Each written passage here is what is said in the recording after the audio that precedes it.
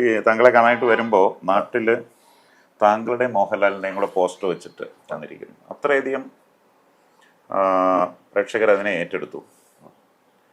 അപ്പോൾ തിരിഞ്ഞു നോക്കുമ്പോൾ എന്ത് തോന്നുന്നു? കാരണം ചില സമയത്ത് ഈ പറയുന്ന ടാലൻറ്റും ഹാർഡ് വർക്കിനും ഒക്കെ ഉപരി ഒരു ഡിവൈൻ പവർ ചില സിനിമയ്ക്ക് സംഭവിക്കും. അത് ഇതിന് സംഭവിച്ചിട്ടുണ്ടെന്ന് സംശയമൊന്നുമില്ല.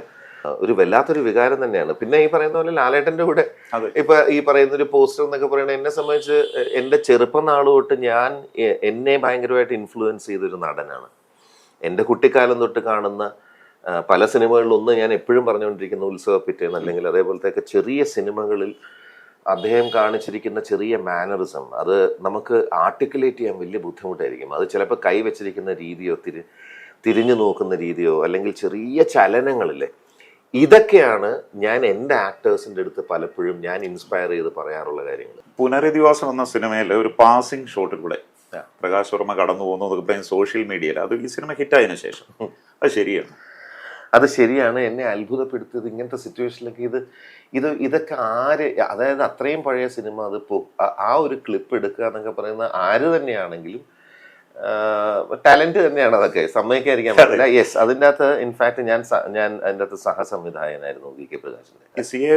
ജോർജിലേക്കുള്ള ഒരു മാറ്റം മേക്കപ്പിൽ എങ്ങനെയായിരുന്നു? കാരണം അതൊരു ഭയങ്കര ഒരു വ്യത്യസ്തമായിരുന്നു ഫേസ് കാണുമ്പോഴേ. അതെ, തീർച്ചയായിട്ടും. ഇൻഫാക്ട് തരുൺ പറഞ്ഞൊരു കാര്യം, ചേട്ടാ മീശ വെട്ടണ്ടായി, അത് വളർത്ത് കാര്യം തരുൺ നല്ല കട്ടിയുള്ള മീശ വേണമെന്ന് ഉണ്ടായിരുന്നു.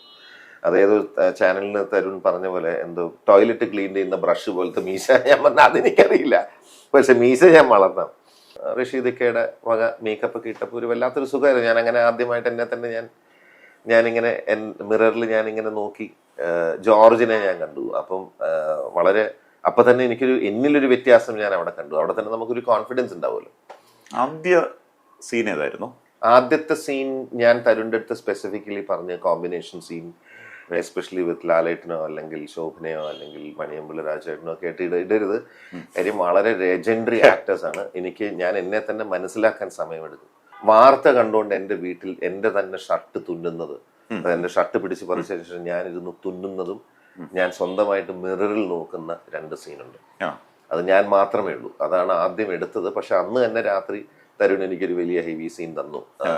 അവരുടെ വീട്ടിൽ പോയിട്ട് ഞാൻ മരണ വാർത്ത അറിയിക്കുന്ന, മഴയത്ത് അറിയിക്കുന്ന രാജേട്ടനെ വിളിച്ച് മാറ്റി നിർത്തി വലിയ സീൻ.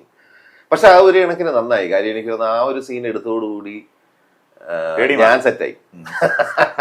ലാലേട്ടനുമായിട്ടുള്ള ആദ്യ സീൻ ഏതായിരുന്നു? ലാലേട്ടനുമായിട്ടുള്ള ആദ്യത്തെ സീൻ സിനിമയിലെ ആദ്യത്തെ സീൻ. ലാലേട്ടൻ എന്ന് പറയുന്ന ഒരു ആക്ടർ, ഞാനല്ല പലവരും ഇതിനു മുമ്പ് പറഞ്ഞിട്ടുണ്ട്, ഒരു കോ ആക്ടറിന് ലാലേട്ടൻ കൊടുക്കുന്ന റെസ്പെക്ട്ഫുൾ ആയിട്ടൊരു സ്പേസ് ഉണ്ട്. അത് ഒന്ന് പറഞ്ഞിട്ടോ ഒന്നുമല്ല, അത് ലാലേട്ടൻ്റെ ബോഡി ലാംഗ്വേജിലും ഉണ്ടാവുന്നൊരു എനർജി ഉണ്ട്. ആ എനർജി നമ്മൾ ഭയങ്കര കംഫർട്ടബിൾ ആവും. അതൊരു വല്ലാത്തൊരു ക്വാളിറ്റി. അതിപ്പം വല്ലാണ്ട് ഇങ്ങനെ പേടിക്കണ്ട അങ്ങനെയൊന്നും ലാലേട്ടൻ പറയില്ല.